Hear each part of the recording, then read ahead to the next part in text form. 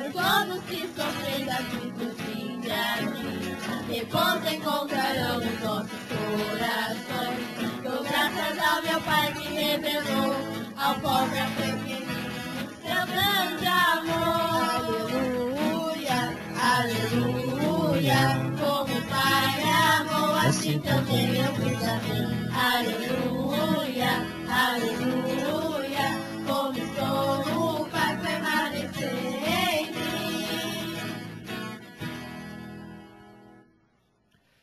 O Senhor esteja convosco.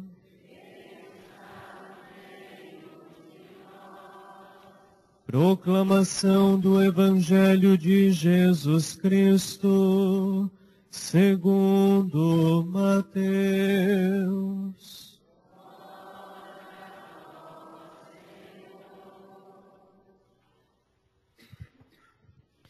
Naquele tempo, quando soube da morte de João Batista, Jesus partiu e foi de barco para um lugar deserto e afastado. Mas quando as multidões souberam disso, saíram das cidades e o seguiram a pé. Ao sair do barco, Jesus viu uma grande multidão. Encheu-se de compaixão por eles e curou os que estavam doentes. Ao entardecer, os discípulos aproximaram-se de Jesus e disseram: Este lugar é deserto e a hora já está adiantada. Despede as multidões para que possam ir aos povoados comprar comida. Jesus, porém, lhes disse: Eles não precisam ir embora. Dai-lhes vós mesmos de comer. Os discípulos responderam: Só temos aqui 5 pães e 2 peixes. Jesus disse: Trazei-os aqui. Jesus mandou que as multidões se sentassem na grama. Então pegou os 5 pães e os 2 peixes, ergueu os olhos para o céu e pronunciou a bênção. Em seguida partiu os pães e os deu aos discípulos. Os discípulos os distribuíram às multidões. Todos comeram e ficaram satisfeitos, e dos pedaços que sobraram, recolheram ainda 12 cestos cheios. E os que haviam comido eram mais ou menos 5.000 homens, sem contar mulheres e crianças. Palavra da salvação.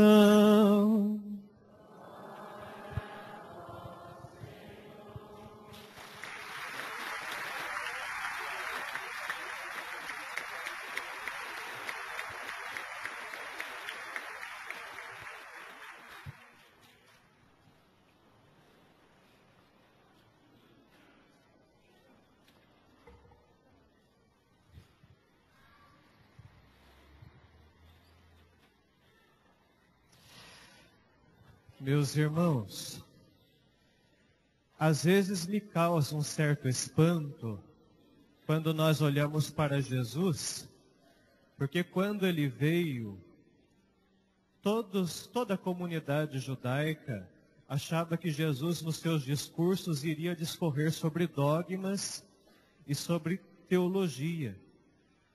E quando ele começa a falar, e sempre ele fala com seus discípulos, ele fala de partir pão, ele fala de celebrar festa, ele fala de alegria de se reunir.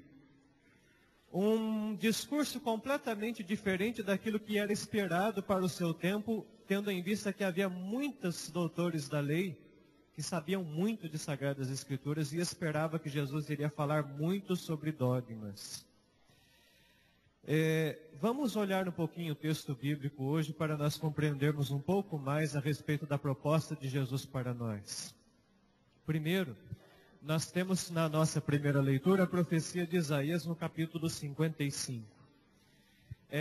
Segundo os 5 primeiros livros da Bíblia, conhecidos como a Torá, para a comunidade judaica, esses livros indicam que na nossa vida, aqui na terra, é onde se deve se realizar a festa de Deus.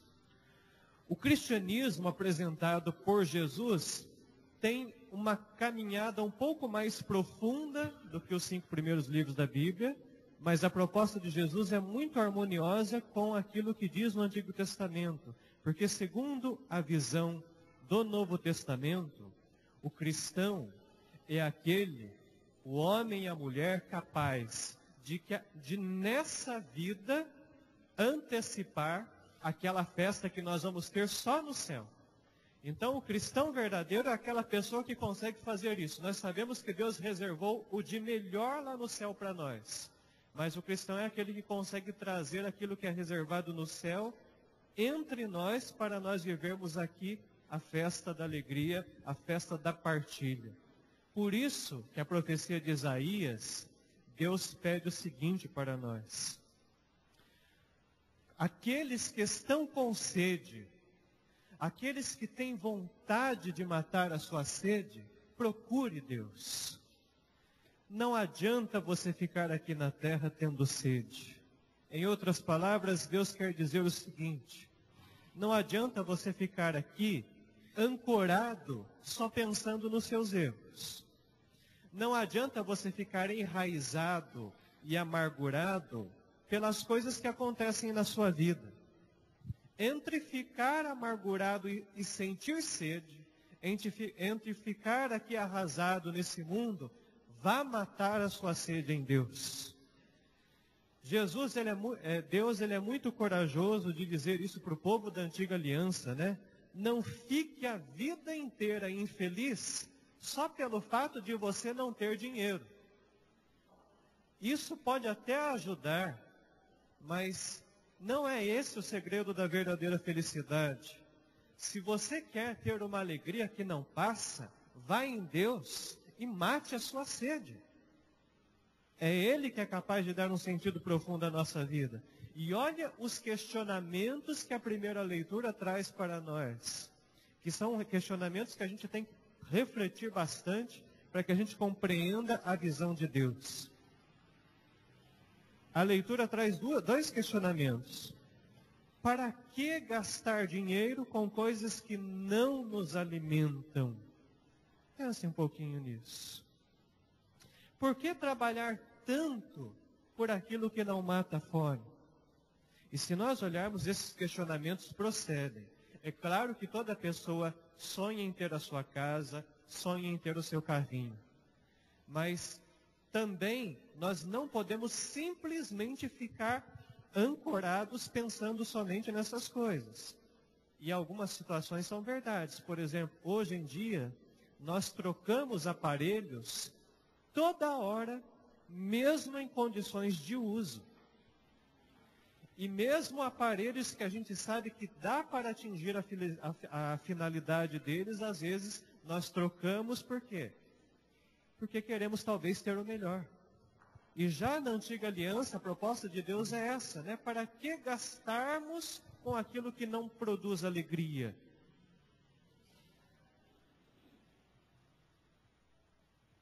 Não é muito interessante. Até as nossas roupas nós fazemos isso. Nós trocamos também as nossas roupas, mesmo tendo roupas em condições de uso. A sociedade atual me impressiona. Nós nos lembramos muito da nossa aparência. Nós gostamos de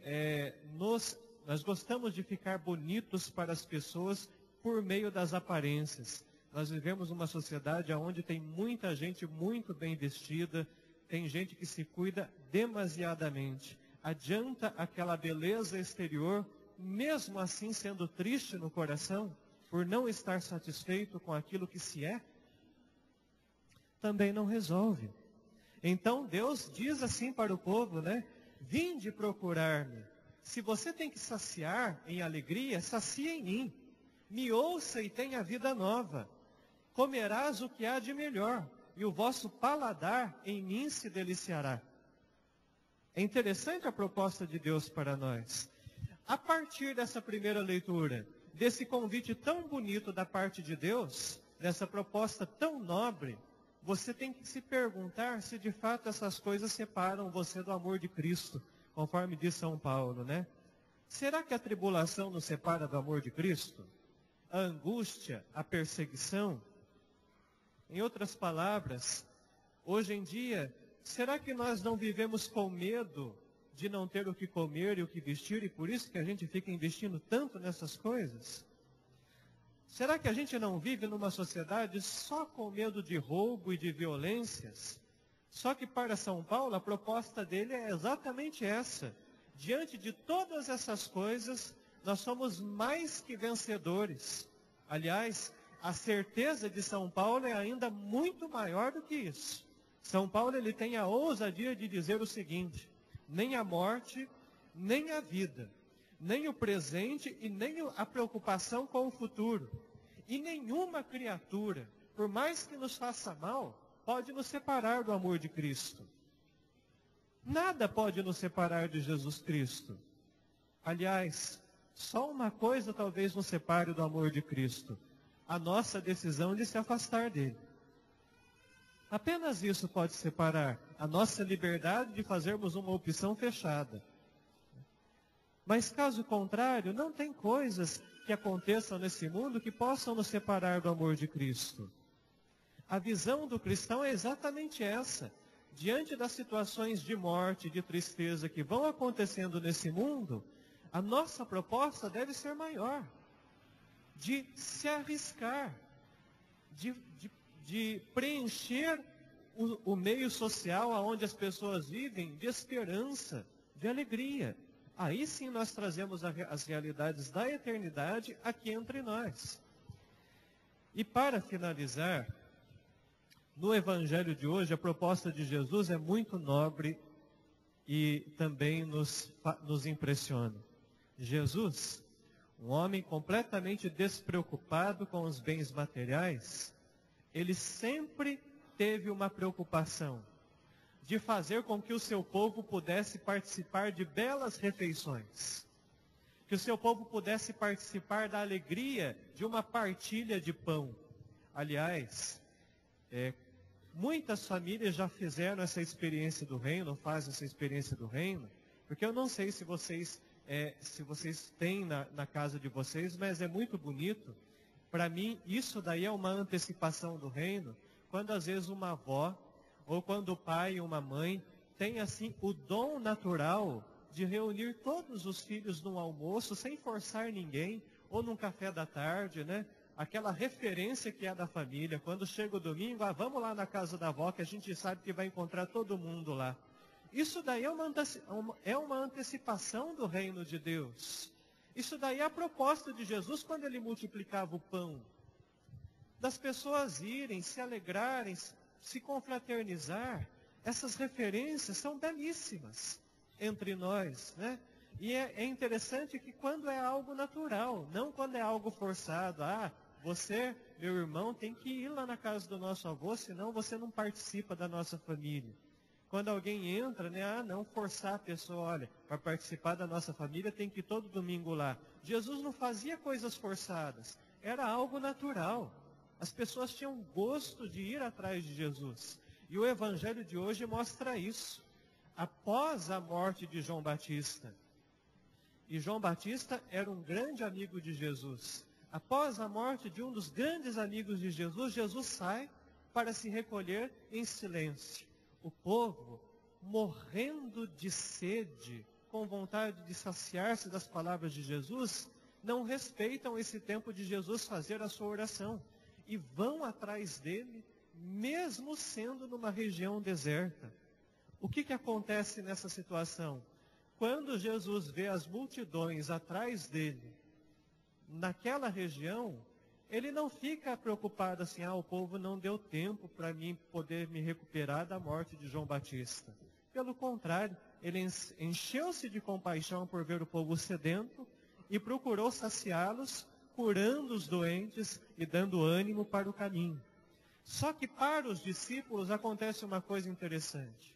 Quando chega o entardecer, em vez dos discípulos fazerem como Jesus, que apreciava a beleza do crepúsculo, lá do pôr do sol, eles preferiram a lei do menor esforço. Chegaram para Jesus e disseram assim: Senhor, é tarde, aqui é deserto. Então, despede as multidões para que elas possam ir ao povoado comprar comida. A proposta dos discípulos era da lei do menor esforço. Olha, dá muito trabalho reunir todo mundo. Vamos dispensar logo. Dá muito trabalho a gente dar atenção para as pessoas. Dispensa logo. Jesus, ele literalmente arrasa quando ele diz o seguinte: nós não precisamos despedir as pessoas. Dai vós mesmos de comer. Não fique despedindo as pessoas. Os discípulos ainda resistem um pouco, né? Nós temos 5 pães e 2 peixes. O que é isso para tanta gente?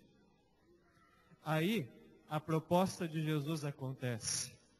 Quando Jesus pega os 5 pães e 2 peixes e dá graças a Deus por aquilo que tinha, eu acredito que muita gente ali envergonhada, vocês sabem que esse mistério é muito interessante, né? Quando nós vamos atrás de Jesus, quando nós vamos atrás de alguma situação, queira ou não, qualquer pessoa que faz alguma coisa, sempre leva alguma coisa consigo. Podem ver que quando nós vamos para Aparecida, em romarias, dentro do ônibus, por mais que tenham restaurantes lá em Aparecida, não adianta que a gente sempre leva uma bolachinha, a gente sempre leva alguma coisinha dentro da bolsa. Então, o que aconteceu lá quando Jesus estava lá com os seus discípulos? Com certeza, muita gente tinha aquele seu negocinho guardadinho lá. E ninguém falou nada, todo mundo querendo dispensar o outro numa visão egoísta da vida. Até que Jesus, quando dá graças por aquilo que tem, e diz aos seus discípulos: vamos partilhar aquilo que nós temos aqui entre nós, acontece um milagre, que vai aparecendo tantas coisas, que vai aparecendo coisas para serem distribuídas, para alimentar ao povo, de tal forma que ali todo mundo se saciou. O maior milagre que acontece na nossa vida é quando a gente é corajoso o suficiente de partilhar aquilo que nós temos com os nossos irmãos. É esse o milagre do reino dos céus. É esse milagre que Jesus propõe. Ali aconteceu de fato um verdadeiro milagre. Aquele milagre é onde Jesus conseguiu quebrar o egoísmo de muita gente que estava ali. O maior milagre é esse. Quando a gente consegue quebrar o egoísmo humano, de tal forma que a gente consiga ajudar o próximo, aí a multiplicação acontece. Peçamos a Deus que Ele sempre nos ilumine e que nós possamos entre nós viver esse banquete tão belo do reino de Deus e a proposta de Jesus, que é maravilhosa para nós. Vamos ficar em pé e vamos professar a nossa fé. Creio em Deus Pai.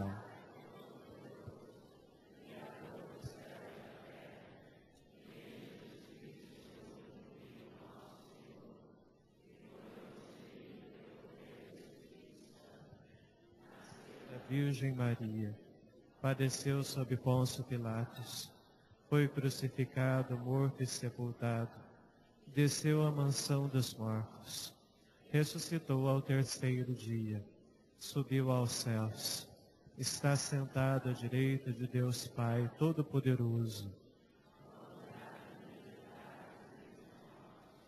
Creio no Espírito Santo, na Santa Igreja Católica, na comunhão dos santos, na remissão dos pecados, na ressurreição da carne, na vida eterna.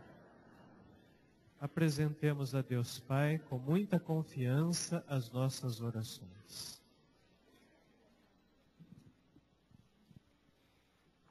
Para que a Igreja de Jesus mostre ao mundo